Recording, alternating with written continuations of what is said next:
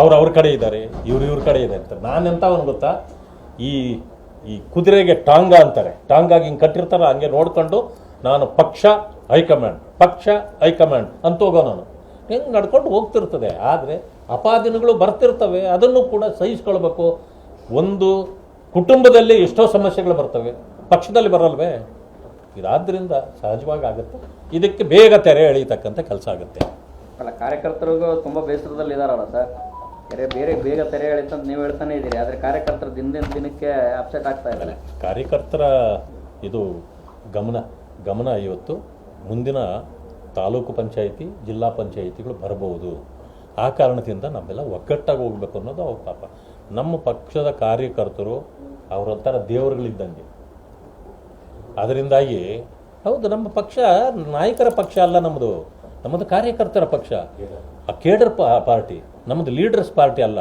Congress leaders party, ಅಲ್ಲಿ cadres ಇರಲ್ಲ.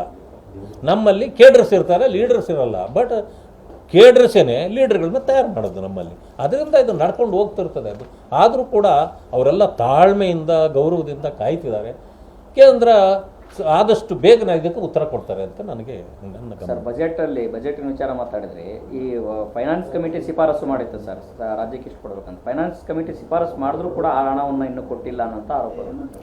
ಇವರ ಆರೋಪ ಯಾವ ಫೈನಾನ್ಸ್ ಕಮಿಟಿ ಶಿಫಾರಸು ಮಾಡಿದ್ದು?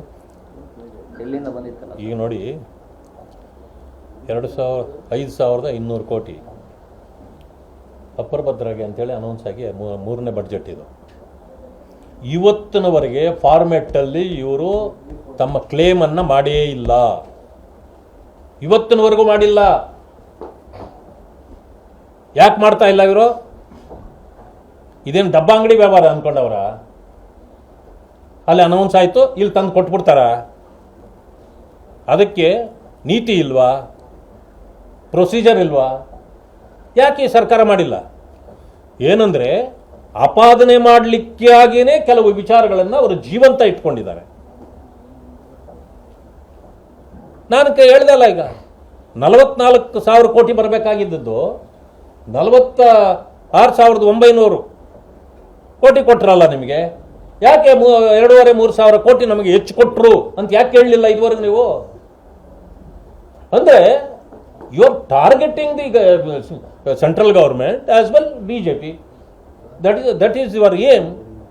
So what we can do for that?